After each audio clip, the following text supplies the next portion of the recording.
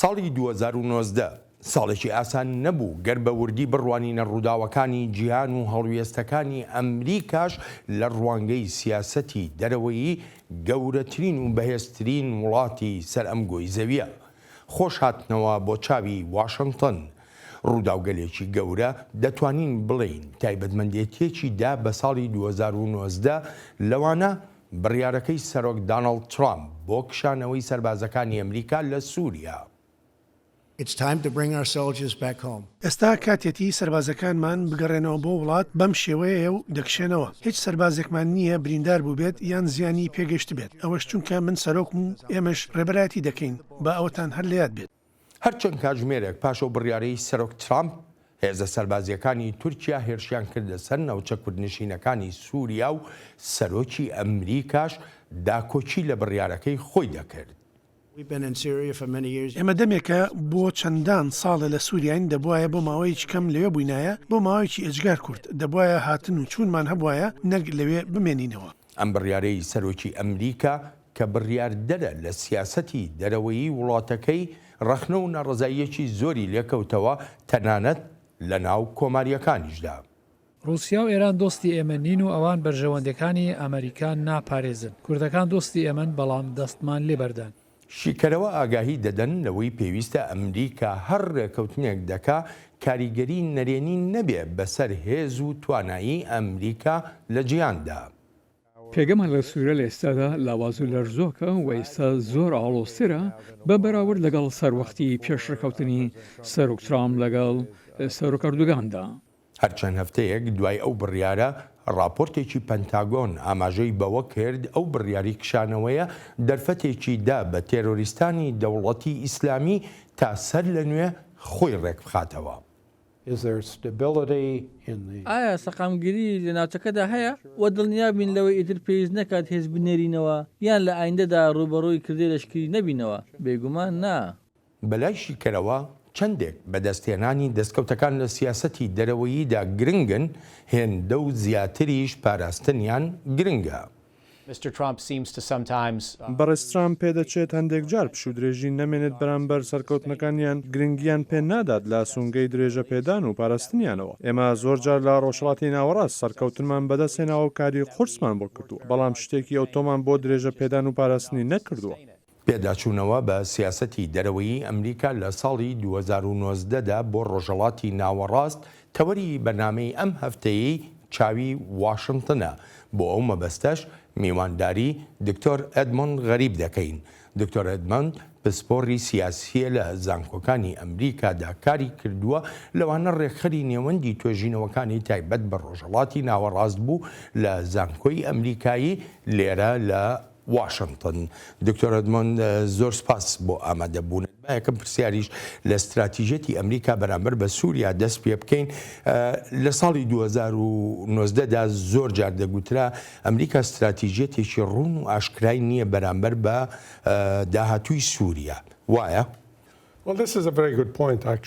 لە ڕاستیدا ئەمە خاڵێکی زۆر باشە چونکە بە پلەی سەرەکی پێم وانییە ئەمریکا لە ئاڵۆزیەکە تێگەشت بێت. بڕیاردەران لە ئەمریکا لە ئاڵۆزی دۆسەی سووریا تێنەگەشتون کاتێک سەرهەڵدان دەستی پێکرد و پێی دەگوترا بەهاری عەرەبی. زۆر کەس لە واشنگتن بە زۆرێک لە گەورە کاربەدەستەکانیشەوە وهایان دەزانی سووریا بە هەمان شێوەی لیبیا و تونس دەبێت بۆ گۆڕینی ڕژێم.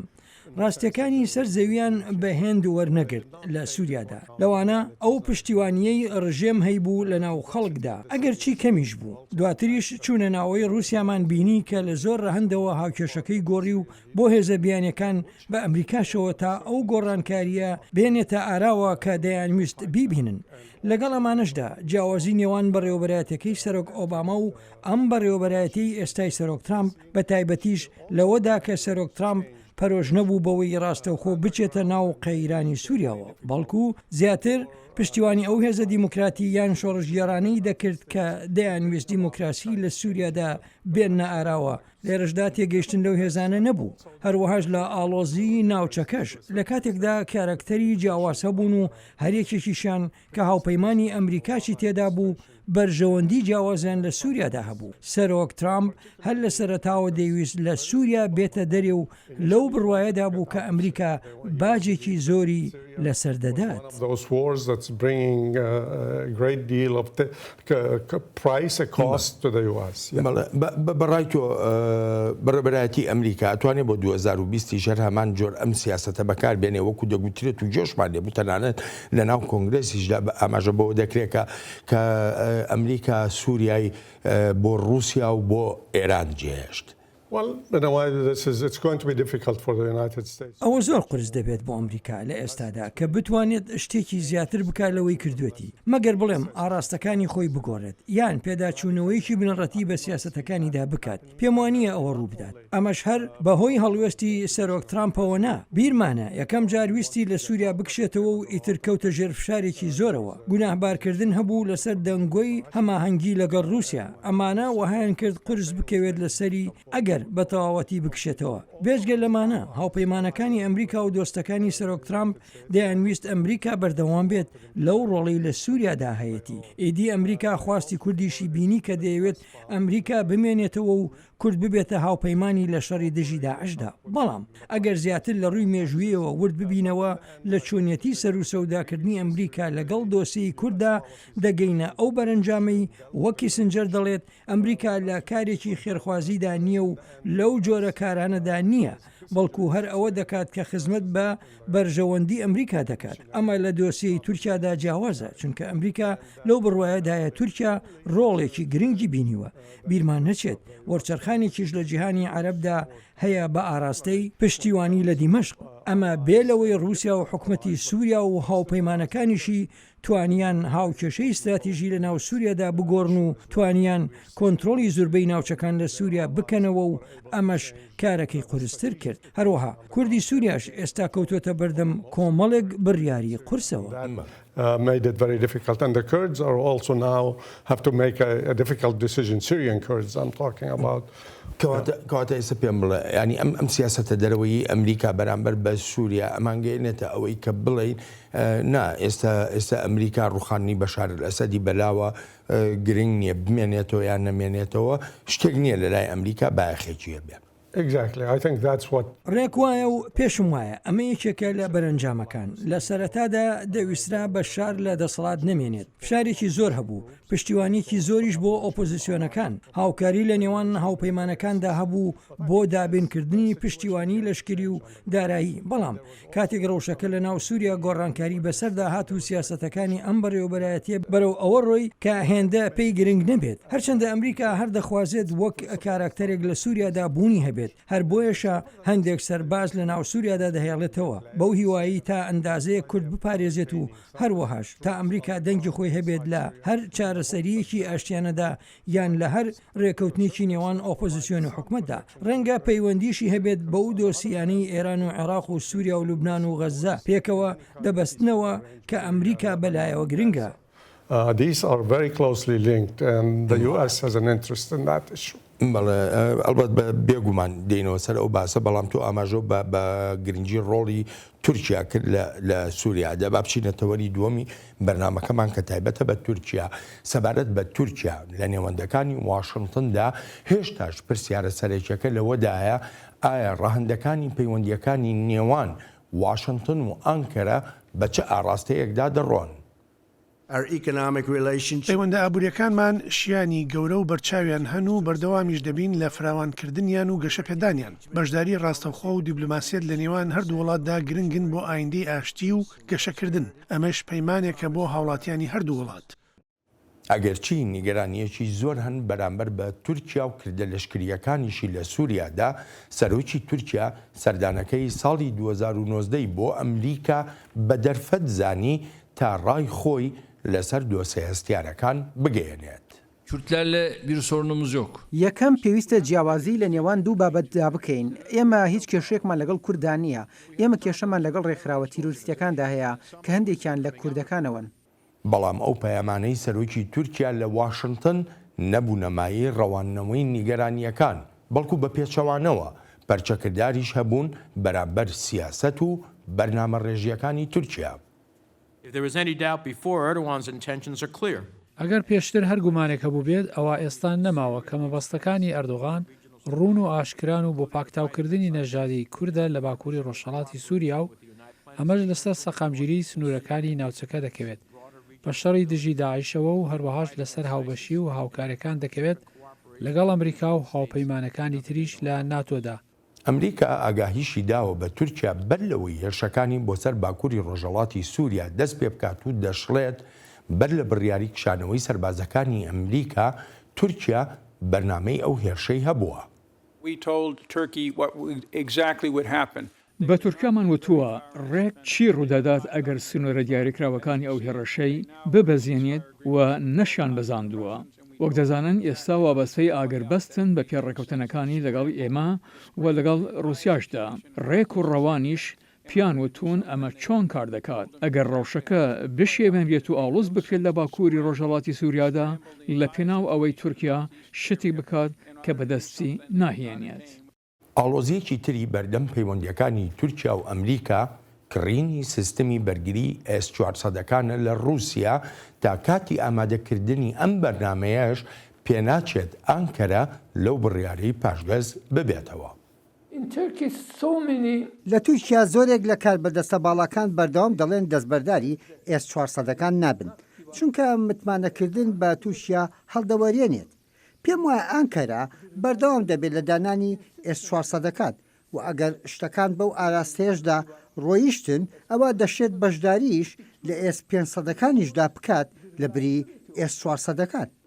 هەر چۆنێک بێت بە پێی بودجەی بەرگری ئەمریکا بۆ ئەم ساڵی 2020 کە سەرۆک ترامپ مۆری کردووە ڕێگە دەدات بە سزادانی تورکیا و ئەمەش وەک تورکەکان دەڵێن پەیوەندیەکانی نێوان ئەم دوو ئەندامەی هاوپەیمانەتی ناتۆ زۆر خراپ دەکات.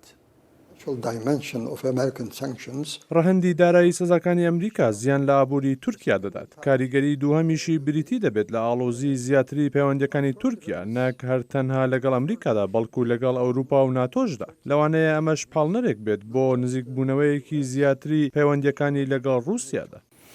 دکتۆر ئەدمۆند بۆ خۆت دەزانی ساڵی 2019 ئاڵۆزیەکی زۆر لە پەیوەندیەکانی واشنگتن و ئانکەرەدا هەبوو بەڵام سەرۆک ترامپ پشتیوانیەکی زۆر لەو پەیوەندیانە دەکات.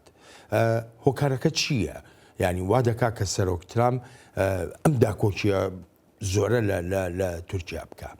I think this is, first of all, the tensions in the relationship between Washington and Ankara. لە پێش هەموو شتێکدا پشتیوانی پەیوەندیەکانی نێوان واشنگتن و ئەنکەرە بەر لە بەڕێوەبەراتەکەی سەرۆک ترامپەوە دەستیان پێکردووە. لە ڕووی مێژوویەوە تورکیا نزیکترین هاوپەیمانی ئەمریکا بووە. دووەم گەورەترین لەشکری هەیە لە ناو ناتۆدا لە شەڕی کۆریادا بەشدار بووە. یارمەتی ئەمریکایی داوە بۆ سنووردارکردنی جموجۆڵەکانی یەکێتی سۆڤێتی پێش و رووسیای ئێستاش. تورکیا ژمارەیەک بنکەی گرنگی هەیە. یەکێکە لەو وڵات کەمانەی چەکی ناوکی تێدادانراوە وەک ئەوەی لە بنکەی ئەنجەرلیک هەیە. هەر بۆیە پەیوەندیەکی بەهێزی مێژوویی و استراتیژی و ئابووری هەیە لەگەڵ ئەمریکادا. هەروەها دەرکەوتنی سەرۆک ئەردوگان و ئاکەپە و ئەوەی ڕۆژێک لە ڕۆژان بە نزیکبوونەوەیەکی زۆری پەیوەندیەکان دادەنرا بە تایبەتیش کاتێک سەرۆک ئۆباما سەردانی تورکیای کرد. ئەمانەش هۆکار بوون بۆ ئەو جۆرە تێگەیشتنە. بەڵام بەهۆی دەرکەوتنی جیاوازی بەرژەوەندیەکانەوە کە ژمارەیەک هۆکار هەبوون و کاریگەریەکانیان دەرکەوتن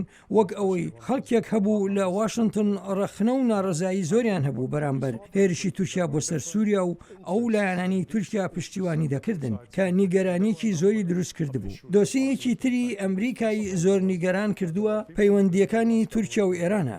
بە دیاریکراویش ئەمریکا ژمارەیە کارداری تورکیایی و دامەزراوەی دارایی گوناهبار دەکرد بە سپیکردنەوەی پارە و فرۆشتنی زێڕ و هەروەهاشکردنی نەوت لە ئێران. لەسەر و ئەمانەشەوە دەستگیرکردنی ڕۆژنامەوانان کە وەک بنکۆڵکردنی ئازادی سیڤیلەکان لێک دراوەتەوە. جا لەم سەروەختەی بەڕێوەبەراتەکەی سەرۆک ترامپدا بەڕوونی دیار بوو هەوڵ دەدرا تا هاوسەنگی بپارێزێت لە نێوان کورد وەک هاوپەیمانی ئەمریکا و هەروەها تورکیادا کە ئەمەش بۆ ئەمریکا کارێکی خورس بوو. لەو لاشەوە تورکیا بەردەوام نیگەرانی هەبوو لەسەر ئەگەری بەشداری وڵاتانی ڕۆژئاوا لە هەوڵی کودێتا سەرنەکەوتوەکەدا. بەلای سەرۆک ئەردوگانەوە زۆر گرنگ بوو بزانێت بۆچی هاوپەیمانە ڕۆژئاوایەکانی ئاگاداریان نەکردوێتەوە. خاڵێکی تریش ئەو بۆری و لولە نەوتیانە بوون کە بە خاکی تورکیادا نەوت و سوتەمەنی دەگوێزنەوە. بێلەمانش دەستگیرکردنی دوو گەورە کاربەدەستی تورکیا کە یەکێکیان سەرۆکی بانکی هەڵەکە لە تورکیا و بە سپیکردنەوەی پارە گوناهبار کراوە هەروە داهاتن و زۆرتر دەبوون سەبارەت بۆی ئەمریکا چی دەکات و چی دەوێت لەو ناوچەیە بە تایبەتیش کاتێک بینیمان سەرۆک ئەردوگان ڕوبەڕووی تەنگەژە بووەوە لە هەڵبژاردنەکاندا و ئەمریکاش پشتیوانی لە کورد دەکرد. دەیویست بزانێت هەڵوێستی ڕاستەقینی ئەمریکا چییە لەو جم و جۆڵانەدا جا ئەمانە بوونە هۆکاری زیاتر بوونی ئاڵۆزیەکان لە پەیوەندەکاندا بەڵام کاتێک تورکیا چووە ناو عفرینەوە ئەمریکا چاوپۆشی کرد و لە زۆر شتی تری ئەم دواییەش هەر بۆیە پێم وایە ئەمریکا دەیەوێت پەیوەندەکان لەگەڵ تورکیادا بپارێزێت چونکە هاوپەیمانی لەگەڵ تورکیادا بە گرنگ دەزانێت و ئەو ئەگەرەی لێکداوەتەوە تورکیا بە ئاراستەیەکی تردا بڕوات. Turkey does not remain within the Western alliance. It might move closer and closer towards Eurasia. ئەگەر یارمەتیمە پێم بڵێ لە واشنگتن لە چوارچەوەی واشنگتندا بێژگە لە سەرۆک ترامپ چیتر هەیە کە پشتیوانی لەم سیاسەتانەی ئەردۆگان بکە. ئەمە زیاتر لەسەر پشتیوانی نییە بۆ سیاسەتەکانی سەرۆک ئەردوگان ئەگەر چی بەگشتی وەها دەردەکەوێت بەڵام ئەوەی لە نزیکەی ساڵی ڕابردوودا بینیمان ئەو جیاوازیە بوو لە نێوان سەرکردایەتی ئەمریکا لە ئەوروپا ینی ناتۆ و هەروەها سەرکردایەتی نێوەندی لەشکری ئەمریکا لە ڕۆژهەڵاتی ناوەڕاست ئەمەی دووهەمیان زۆر زیاتر ڕەخنە و ناڕزایی هەبووە بەرامبەر هەڵوێستەکانی تورکیا لە کاتێکدا سەرکردایەتی ئەوروپا جەخت دەکاتەوە لە درێژە پێدان و پاراستنی پەیوەندەکان لەگەڵ تورکیادا تا ئەنکەرە بە پێگەیەکی بەهێزەوە لە ناو هاوپەیمانەتەکەدا بمێنێتەوە هەر بۆیەشە دەبینین هەندێک لە ناڕزایەکان دیار نامێنن.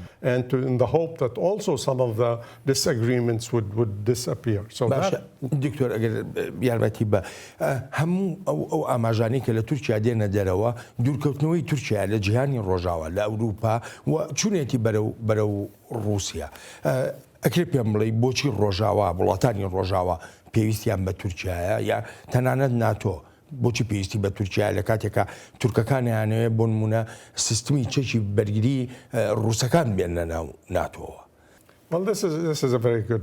ئەمە پرسیارێکی زۆر باشە یەکەم شت ئەوەیە کە گوێمان لە زۆر دەنگ بووە لە کۆنگرس و لە میدیاشدا دەڵێت واز لە تورکیا بێنن با ناتۆ جێ بهێڵێت بەڵام هیچ میکانیزمێک نییە لە پەیڕەوی ناتۆدا بۆ دوورخستنەوەی تورکیا جا ئەگەر وەهاشی دابنین هەمویان قایلن بە دوورخستنەوەی تورکیا ئەوە کارێکی زۆری دەوێت بیرمان نەچێت خەڵک هەن لە ناو لەشکر لە وەزارەتی دەرەوە و لە ناو کۆنگریسیشدا ڕایان وهایە کە تورکیا هێشتاش گرنگە و پێویستە هەوڵ بدەین لە ڕیزی ئەمریکادا بمێنێتەوە دەنگیش هەن کە هەروادێ و زیاتریش دەبن و دەڵێن تورکیا وەک هاوپەیمانێکمان ڕەفتار ناکات و موشکی S-400 دەکرێت و موشکی زیاتریش لە رووسیا دەکرێت ئەم دەنگانە کار بۆ ڕێگری لە تورکیا دەکەن لەوەی F-35ەکان بەدەست بێنێت هەندێکیش لەو بڕوایەدان لە کۆتاییدا تورکیا هەر دەگەڕێتەوە لەو ڕوانگەیەوەی زۆرێک لە دەستەبژێری سیاسی و سیاست مەدارانی تورکیا دەخوازن لەگەڵ ڕۆژ ئاوا دەبن ئەم پشێویانە هەر لەگەڵ ئەمریکادا نییە بەڵکو لەگەڵ یەشێتی ئەوروپاشدایە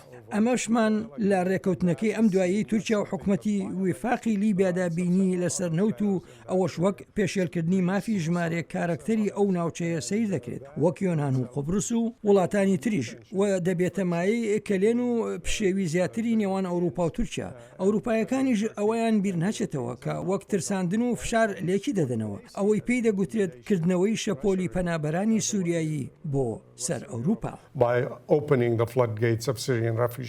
To go to and others to Europe. دەگەڕێمەوە وڵات دەچینە دۆسێ گەرم و گوڕەکەی ئەمڕۆ ئەویش کە دۆسەی عێراقە بەشێکی گەورەی نیگەرانی ئەمریکا لە عێراق ئەوەیە هێشتا ئەو وڵاتە نەیتوانیوە سەروەری خۆی بپارێزێ لە دەستێوەردانی دەرەکی وڵاتانی ناوچەکە و بە تایبەتیش لە دەستێوەردان و کاریگەریەکانی کۆماری ئیسلامی ئێران.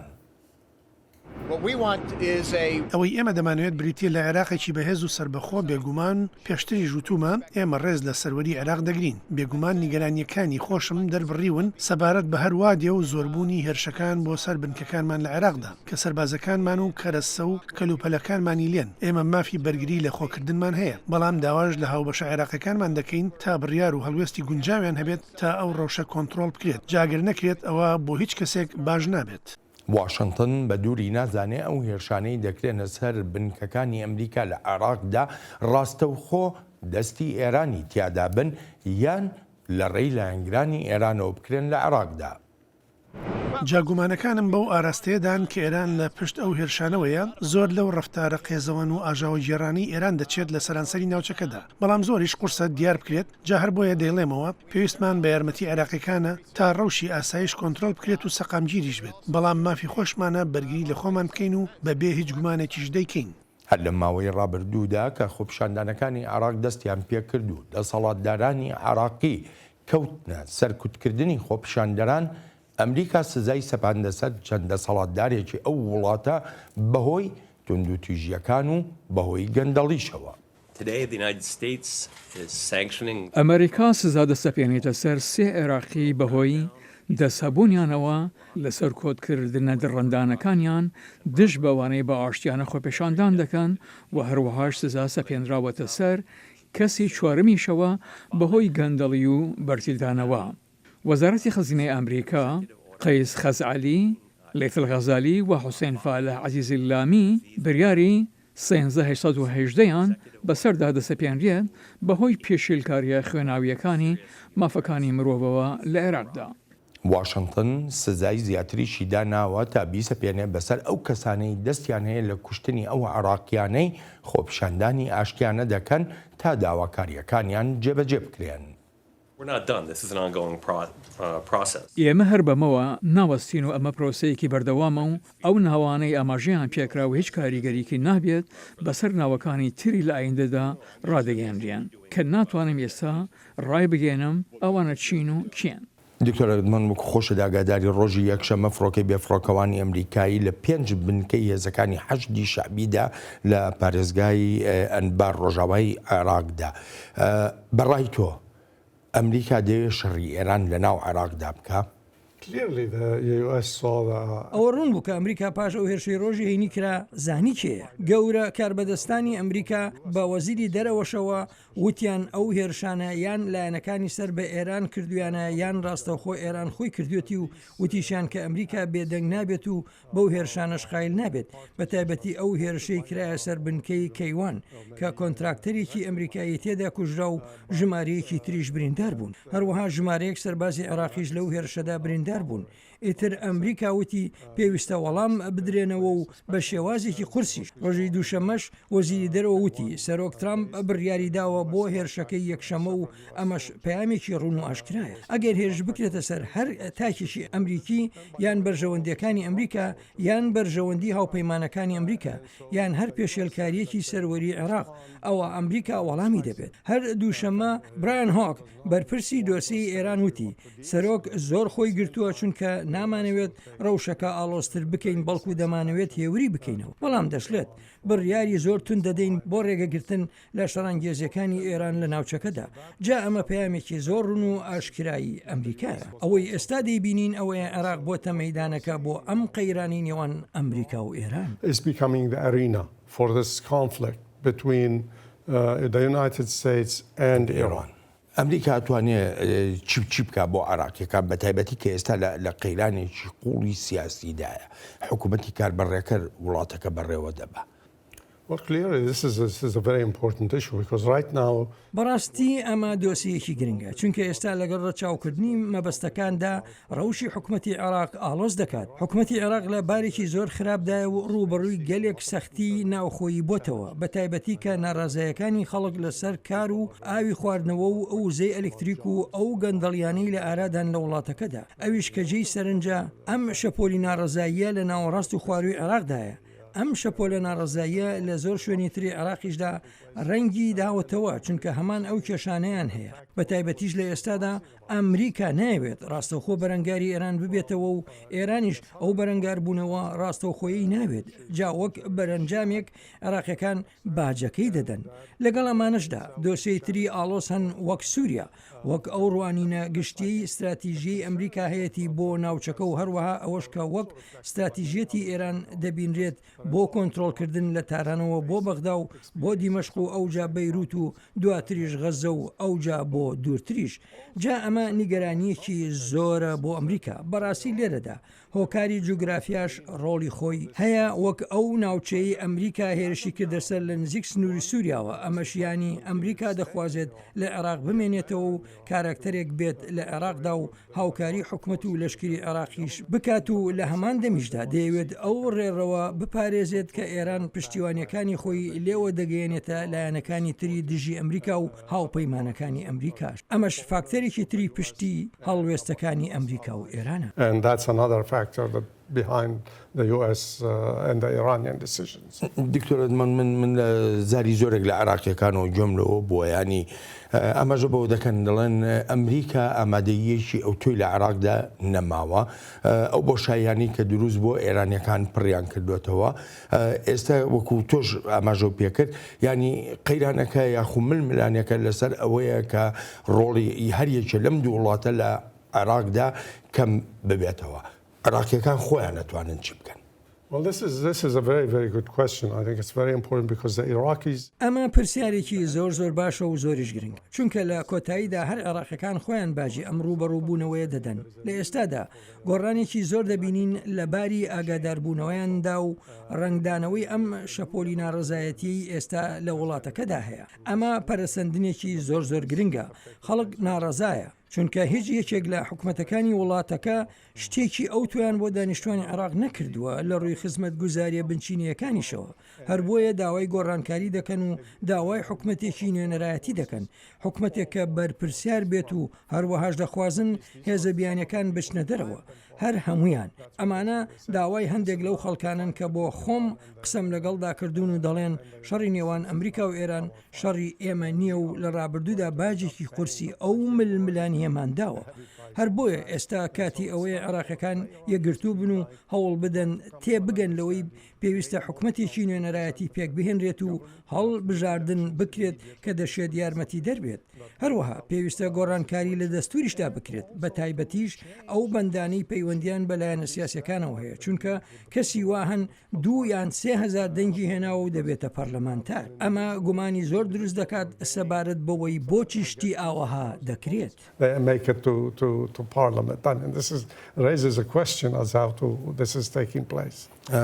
بابزانین استراتیژیەتی ئەمریکا بەرامبەر بە کۆماری ئیسلامی ئێران چییە؟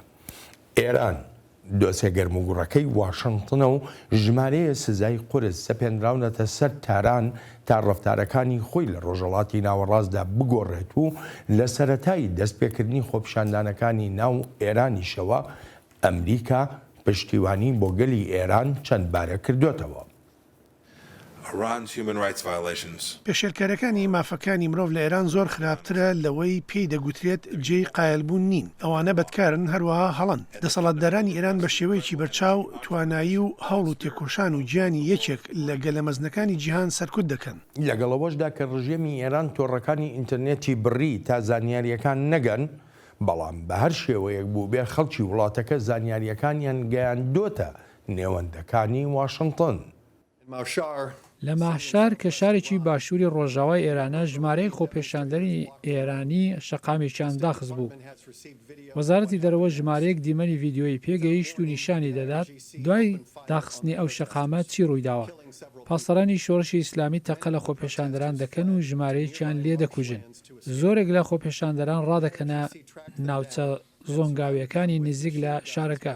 پاسداران وەدوایان دەکەون و بە چەکەوە چواردەوریان دەگرن و ئەو جات دەکەونە تاقەکردن لێیان.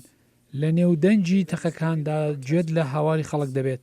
تەنها لەو ڕووداوەدا ڕژیمی ئێران نزیەکەی 100 کەس یان لەوانەیە زیاتریشی کوشت بێت.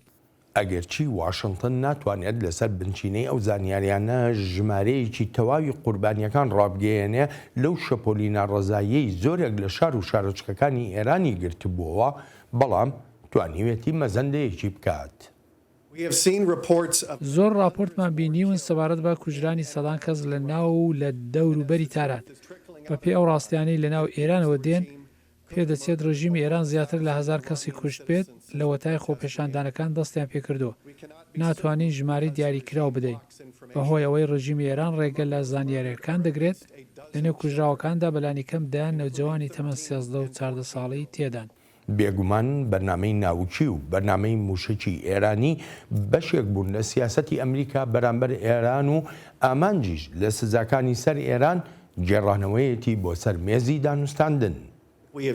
پێم وایە زۆربوونیی بەرفرەوانی بڵاوکردنەوەی موشەکی ئێران و هەروەها تاقیکردنەوە موشەکیەکانیشمان بینیوە. ئەو کاتێ ڕێککەوتنە ناوچەکە لە ئارادا بوو. ئێستا هەوڵ دەدەین ڕێگە لە زۆرێک لەو دەستکەوتانە بگرین کە ئێران بەدەستی هێناون لە بەرنامەی موشەکیدا و هەروەهاش ڕێگە بگرین لە شەڕانگێزیەکانی چەندان ساڵی ئێران لە ناوچەکەدا. دکتۆر من بەڕای تۆ ئەو سیاست و ئەو استراتیژێتی کە ئەمریکا هەیەی بەرامبەر بە ئێران تا ڕفتارەکانی بگۆڕێ وا دەکا ڕژێمی ئێران ببێتە ڕژێمێکی تر ئەو ڕژێمی کە کۆمەڵگەی نێونەتەوەی دەیخوازێت. سەرەتا گرنگە تێبگەین لەوەی چی ڕوودەدات لەگەڵ ئێراندا. ئەمریکا بڕیاری خۆی داوە کە شەڕی ناوێت بۆ گۆڕینی ڕژێمی ئێران. هەرچەندە ئەمریکا حەز دەکات گۆڕینی ڕژێم ببینێت لە ئێراندا. ئەمریکا سیاسەتێکی جیاوازی گرتوتە بەر. یەکەمیان لەسەر وەختی ئۆبامادا بوو. ئەمریکا ویستی بگاتە لێک تێگەیشتن و ڕێکەوتنیش لەگەڵ ئێراندا لەسەر بەرنامە ناوچەکەی. ئەوە شتێکی گرنگ بوو. بەڵام سەرۆک ترامپ لە هەڵمەتەکانی هەڵبژاردن و دواتریش کە چۆ ئۆفیس وهای دانا ئەوە ڕێکەوتنێکی زۆر خراپە و لی کشایەوە. جا ئەمە ژینگەیەکی نوێی هێنایە ئاراوە. ئێستاژ ئەمریکا بژارەی لە بەردەستدایە یان بڕوات بەرەو ڕوبەڕووبوونەوەی لەشکریانە. بەڵام وەک باسم کرد بڕیارەکە دراوە کە لە ئێستادا شەڕ لە بەرژەوەندی ئەمریکا نییە. یانیش ئەوە تا ڕێبازی بەرزترین ئاستی فشار بگرێتە بەر. ئەم سیاسەتە فرۆشتنی نەوتی ئێرانی زۆر قرس کردووە. هەروەها فشاری دیپلۆماسی و لە پەراوێزنانی ئێران. جموجوڵەکانی تارانیان کۆت کردووە. جا تا ئەندازەیەک ئەم سیاسەتە سەرکەوتوو بووە لە سۆنگەی ئەو کاردانەوەی لە ناو ئێراندا دەیبینین و کاریگەریشیان هەن وەک ئەوەی ماوەیەک لەمەوبەر لە شەقامەکانی ئێراندا بینیمانن. has already had begun to impact and we saw the impact on the Iranian street. بەڵام یەگەر یارمەتیەکم بی لێرە دکتۆر ئەدمەن ئێمە ئەزمموی سزاکانمان بینین لە وڵاتێکی وەکو عراقدا سەرەتا سزایەکی قوری سەپێدرای سەر عراق دوایی گۆڕا بۆ سزا زیرەکەکان هیچ شتێک نەگۆڕا لە عێراقدا خەڵکەکە یعنی دووچاری مینەتێکی زۆر بوون بەڵام ڕژێمەکە لەوێ بوو هەتا ساڵی 2023 کە کردەی لەشکری دەستی پێکرد کردەی لەشکریەکە ڕژێمی عراقی گۆڕی نەک سزاکان بۆ ئێرانی ژەروایە. It's very difficult to do. First of all, there has been a change in the US. نا ئەوە زۆر قورسە بۆ ئێران. یەکەم شت گۆڕانکاریەک لە هەڵوێستی ئەمریکادا هەیە بۆ دەستوەردان و هێرشی لەشکری چونکە ئەو هێرشانە جا لە عێراق بێت لە ئەفغانستان لیبیایان هەر شوێنێکی تر. هەروەها شەڕی دژی تیرۆر خەرجیەکی زۆرە بۆ ئەمریکا. تا ئێستا بەهۆی ئەو شەڕانەوە ئەمریکا 8 بۆ 9 تریلیۆن دلار خەرجی شەڕی هەبوو و هەروادێ و زیاتریش دەبێت. خاڵی دووەم ئەوەیە ئێران زۆر قورسترە لە عێراق. سەرۆکی پێشووی دەستگای ئاسایشی نیشتیمانی ئەمریکا دەڵێت عێراق یەکێک لە خراپترین و کارەسات تاویترین دۆسیە لە سیاسەتی دەرەوەی ئەمریکادا. با ئەوەش بڵێم ئەمە بەو مانایە نییە ئەگەر شتێک بە هەڵا لێکدرا بێتەوە یان گۆڕانکاریەک لە ئایندەدا بێتە ئاراوە. ئەمانەی دەیان لێم نەگۆڕدرێن. بەڵام تا ئێستا هەردوو وڵات نایانوێت بکەونە ئەو شەڕەوە. بێگومان هاوسەنگیش نییە لە هێزەکاندا و ئەمریکا دەتوانێت زیانی ئێجگار گەورە لە ئێران بدات. بەڵام ئەوەی ئەمریکا ئێران داگیر بکات کە زۆر گەورەترە لە عێراق و چەکی باشتریشی هەیە و ژماری دانیشتوانەکەشی زۆر زیاترە ئەگەر هێرشی بیانی بکرێتە سەری ئەوە بە دوور نازانرێت خەڵکێکی زۆر بدەنە پاڵ ڕژێمی ئێران. جا بەڕاستی پێم وایە ئەمریکا بەرزترین ئاستی فشارەکانی زیاتر و زیاتر دەکات واتە فشاری سیاسی و دیپلۆماسی و ئابووری و ڕێگەگرتنی تەواوەتی لە فرۆشتنی نەوت و هەروەهاش لە پەراوێژنانی زیاتری ئێران لەسەر ئاستی نێونەتەوەیی. Preventing actually oil from being sold and trying to isolate Iran internationally. دکتۆر بە بڕێکباز لە شەڕی دژی تێرۆریش بکەین. بەرەنگاربوونەوەی تێرۆریزم بەردەوام بەشێکی گەورە و گرانی سیاسەتی دەرەوەی ئەمریکا بووە لە مانگی دەی ساڵی 2019دا سەرۆکی ئەمریکا کوژرانی خەلیفەی دەوڵەتە ئیسلامیە شکست خواردووەکەی داعشی ڕاگەیاند. شەوی ڕابردوو ئەمریکا دادوەری سەپان بەسەر تیرۆریستی ژمارەیەک لە جیهاندا ئەبوو بەکر البەغدادی کوژرا. ئەگەرچی داعش ڕوبەڕووی شکست لە دوای شکست داهات و دەوڵەتە خەلافەتیەکەیشی ڕووخا بەڵام وەک زۆرێک لە چاودێر دەڵێن هیچیان نەبوونە تەمایی کۆتایی هاتنی ئەو ڕێکخراوە تێرۆریستیە. They certainly have got a desire. جا ئەوان بەدڵنیاییەوە خواستی خۆیان هەیە و پروپاگەندەکانیشیان ئاماژە بەوە دەکەن کە دەخوازن لە دەرەوەی ئەفغانستانیش هێرشەکانیان بکەن هەرچەندە پێدەچێ سنوورداریش بن. یەکێکیش لە خاڵە سەرنجڕاکێشەکان لە سیاسەتی ئەمریکادا بۆ بەرەنگاربوونەوەی تێرۆریزم ئەوە بوو لە مانگی 2 ساڵی 2019دا گەورە بەرپرسانی تالیبان لە ئەفغانستان لەگەڵ زاڵمای خەلیلزاد نێردراوی ئەمریکادا لە شاری دۆحا پایتەختی قەتەر کۆبوونەوە. لەو کاتەشەوە توندوتیژیەکان بەردەوام بوون و تالیبانەکان دەڵێن ئاگربەز ناکەن تا ئەو کاتەی ڕێکەوتنی ئاشتی مۆردەکرێت. پێم وایە تالیبانەکان دەیانەوێت لە ڕێی بەرزکردنەوەی ئاستی توندوتیژەکانەوە بگەنە بەرەنجامێک لە وتوێشکردندا. 18 ساڵە ئەم ڕەوشەمان هەیە. سەروەختێکی وتوێژمان هەبوو، مایک پامپەوە دەڵێت تەنها لە 10 ڕۆژی ڕابردوودا هەزاران تالیبانمان کوشتووە. بەڵام دەچینە سەرمێزی دانوستاندن منیش نازانم ئایا بەرزکردنەوەی ئاستی توندوتیژەکان باشترین ڕێگەیە بۆ گەڕانەوە بۆ سەرمێزی ئاشتی. دکتۆر ئەدمان کشانەوەی ئەمریکا لە سووریا کەمکردنەوەی هێزەکانی لە عێراق و ئەگەر و نەگەری کشانەوەی زیاتر لە ئەفغانستاندا دەرفەتە بۆ داعش یاننا. Clearly, that could be an opportunity for Daesh. بە دڵنیاییەوە دەشێت ببێتە دەرفەتێکی تر بۆ داعش. غیابی ئەمریکا کاریگەری خۆی دەبێت چونکە پێشتر ئەمریکا لە نێو ئەو وڵاتانەدا ڕۆڵی گەلێک گرنگی هەبووە لە شەڕی دژی داعشدا بەڵام بێگومان هەر ئەمریکا بە تەنها شکستی بە داعش نەهێنا. لە سووریا هێزەکانی سووریای دیموکرات و لەشکری سووریا بە یارمەتی رووسیا و حیزب الله و لایەنی تریش بەشداریان هەبوو. لە عێراقیش ئەمریکا ڕۆڵی سەرەکی بینی لەگەڵ لەشکری عێراق و هێزی پێشمەرگە و هەروەها حەشی شعبیش. لە ئەفغانستان دۆسیەکە جیاوازە. حکومەتی ئەو وڵاتە ڕوخێنرا و ئەمریکاش لە ساڵی 2001ەوە لەوێیە واتە نزیکەی 18 ساڵە. ئەمەش سیاسەتی سەرۆک ترامپە کە ئەمریکا ناچێتە شەڕێکەوە سەرکەوتنی مسۆگەر نەبێت یان شەڕێکی بێکۆتایی یان ئەوەی کە باز دەکرێت ئەگەر بەرژەوەندی ئەمریکایی تێدا نەبێت. هەر بۆیەشە ئەو گۆڕانکاریانەمان لە سیاسەتی ئەمریکادا بینی و سەرۆک داوای کشانەوە دەکات و هەندێک لە ڕێوشکاران و سەرکردە لەشکریەکان داوای دەکەن هەر هیچ نەبێت ژمارەیەکی کەمیش بێت لەو شوێنانە بمێنەوە و ئیتر دەست بکرێت بە هەوڵی دیپلۆماسی. And so they are pursuing and they pursued the diplomatic path. باشە ئەگەر ئەمریکا بەردەوام بێت لەسەر ئەم کشانەوانە ئەو دەستکەوتانی کە بەدەست هاتوون لە شەڕی دژی تێرۆریزمە چۆن دەپارێزرێن؟ That's a very, very good question. In fact, but the US is... ئەمە پرسیارێکی زۆر زۆرجە. لە ڕاستیدا ئەمریکا کاتێک دێتە سەر باسی ئەفغانستان ناڵێت بە تەواوەتی دەکشێتەوە و ئەوەی دەیڵێن کەمکردنەوەی ژماری سەربازەکان و مەشق و ڕاهێنانیش بە ئەفغانیەکان دەکەن. ئەمە لە ڕژنووسی ڕێکوتنەکەدا هاتووە لەگەڵ تالیبانەکاندا کە ئەمریکا بەردەوام دەبێت لە مەشق و ڕاهێنان پێکردنی هێزە سەربازەکانی ئەفغانستان. لە هەمان کاتیشدا دەخوازێت جۆرێک لە تەبایی ببینێت لە کابوڵ لە نێوان حکومەت و تالیبانەکاندا. جا پرسیارەکە لەوەدایە وەک تۆ ئاماژت پێکرد ئایا ئەم جۆرە چارەسەریە چەندێک واقعیە؟ پێم وایە هیچ گومانێکی تێدا نییە ئەم جۆرە چارەسەریەی ڕوبەڕووی زۆر سەختی دەبێتەوە چونکە تالیبانەکان دەڵێن بەردەوام دەبن لە توندوتیژەکان. ئەمە بێلەوەی دابەشبوونیش هەیە و هەندێکیان نەژادیە و هەندێکیشیان ناوچەیە. بێ لەمەش کاراکتەرە دەرەکیەکانیش جیا لە ئەمریکا وڵاتانی ناوچەکەش دەیانەوێت بەرژەوەندەکانیان بەهێند وەربگرن. Not just the US, but some of the other neighbors also have interests that have to be taken into account. بەداخەوە کاتی بەرنامەکە بەرە و کۆتایی دەڕوابات دووە پرسیارم سەبارەت بە دانوستاندن بێ لەگەڵ تالیبانەکاندا کاتێک ئەمریکا دەکەوێتە دانوستاندن لەگەڵ ڕێکخراوێکی تێرۆریستی وەک تالیبانەکاندا متمانەی ئەمریکا لە شەڕی دژی تێرۆرا چی لێ دێ؟ پرسیارێکی زۆر باشە کە دەیخیتە ڕوو. بەڵێ گومان لەسەر متمانەکردن بە ئەمریکا هەیە بەڵام هەندێکی شتی جیاواز دەڵێن وەک ئەوەی ئەمریکا 18 ساڵ لەو مەیدانی شەڕەدا بووە و هێشتا سەرکەوتنی تەواوەتیشی بەدەست نەهێنا بەسەر تالیبانەکاندا و دەشڵێن بە پێچەوانەوە لە چەند ساڵی ڕابردوودا تالیبان دەستکەوتی هەبوو لە ناو ئەفغانستاندا. لەبەر ئەوە ئەو دوو ڕوانینە بەو شێوەیە هاوسەنگ کراوە.